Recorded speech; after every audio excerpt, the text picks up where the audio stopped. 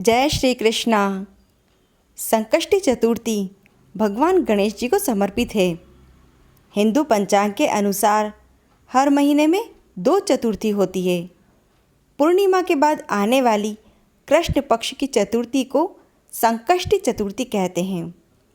इस दिन भगवान गणेश जी और चंद्रदेव की उपासना करने का विधान है। ऐसा करने से मनुष्य के जीवन में आ रहे सभी संकट दूर होते हैं। आषाढ़ महीने के कृष्ण पक्ष की चतुर्थी तिथि को भगवान गणेश जी की पूजा और व्रत करना चाहिए। ऐसा करने से मनुष्य के जीवन में आ रहे सभी संकट दूर हो जाते हैं।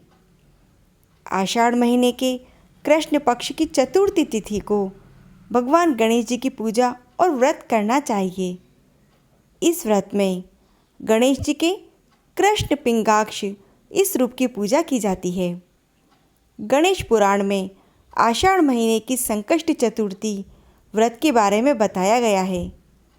इस व्रत का पूरा फल कथा सुनने से ही मिलता है। आइए सुनते हैं संकष्टी चतुर्थी की व्रत कथा। पूर्व काल की बात है। महिष्मती नगरी में महीजीत नामक राजा राज्य करते थे।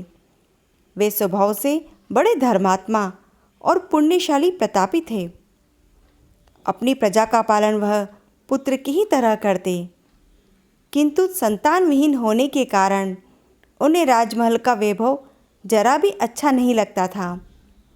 वेदों में निसंतान का जीवन व्यर्थ माना गया है। यदि संतान विहीन व्यक्ति अपने पितरों को जलदान देता है तो उसके पितृगण उस जल को गर्म जल के रूप में ग्रहण करते हैं। इसी ऊहापोह में राजा का बहुत सा समय व्यतीत हो गया। उन्होंने पुत्र प्राप्ति के लिए बहुत से दान यज्ञ आदि किए, फिर भी राजा को पुत्र उत्पत्ति नहीं हुई। राजा ने विद्वान ब्राह्मणों और प्रजाजनों को बुलाया तथा उनसे कहा, हे ब्राह्मणों प्रजाजनों, हम तो संतानहीन हो गए। अब मेरी क्या गति होगी? मैंने जीवन में तो किंचित भी पाप कर्म नहीं किया, ना कभी अत्याचार द्वारा धन संग्रह किया। मैंने तो सदैव प्रजा का पुत्रवत पालन किया और धर्माचरण द्वारा ही पृथ्वी पर शासन किया है। मैंने चोर डाकुओं को दंडित किया, इष्ट मित्रों के भोजन की व्यवस्था, गो ब्राह्मण इनके हित का चिंतन करते हुए शिष्ट पुरुषों का आदर सत्कार किया है। फिर भी मुझे अब तक पुत्र न हुआ, इसका क्या कारण है? विद्वान ब्राह्मणों ने कहा, हे महाराज, हम लोग वैसा ही प्रयत्न करेंगे जिससे आपके वंश की वृद्धि हो। इस प्रकार कहकर सब लोग युक्ति सोचने लगे। सारी प्रजा राजा के मनोरथ की सिद्धि के लिए ब्राह्मणों के साथ वन में गई। वन में उन लोगों ने एक श्रेष्ठ मुनि के दर्शन किए। वे मुनिराज निराहार रहकर तपस्या में लीन थे। ब्राह्मण के समान आत्मजित, क्रोधजित तथा सनातन पुरुष थे। संपूर्ण वेद विशारद एवं अनेक ब्रह्म ज्ञान संपन्न वे महात्मा थे। उनका निर्मल नाम लोमश ऋषि था। प्रत्येक कल्पांत में उनके एक एक रोम पतित होता था, इसीलिए उनका नाम लोमश ऋषि हो गया।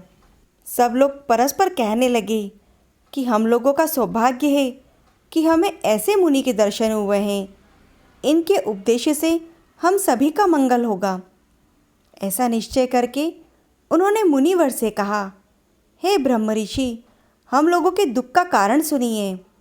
अपने संदेह के निवारण के लिए हम सभी आपके पास आए हैं। हमें कोई उपाय बताइए। महर्षि लोमेश ने पूछा कि आप सब यहाँ किस अभिप्राय से आए हैं? स्पष्ट रूप से कहिए। प्रजाजनों ने उत्तर दिया, हे मुनिवर, हम महिष्मती नगर के निवासी हैं। हमारे राजा का नाम महीजीत है। वह राजा ब्राह्मणों का रक्षक, धर्मात्मा, मधुरभाषी है। उन राजा ने हम लोगों का पालन पोषण किया है, परंतु ऐसे राजा को आज तक संतान की प्राप्ति नहीं हुई। माता पिता तो केवल जन्मदाता होते हैं, किंतु राजा ही वास्तव में पोषक और संवर्धक होता है। आप कोई ऐसी युक्ति बताइए जिससे राजा को संतान की प्राप्ति हो, क्योंकि ऐसे गुणवान राजा को कोई पुत्र न होना यह तो दुर्भाग्य की बात है। प्रजा की बात को सुनकर महर्षि लोमेश ने कहा, हे भक्तजनों, आप लोग ध्यानपूर्वक सुनो। मैं संकट नाशक व्रत को बताता हूँ।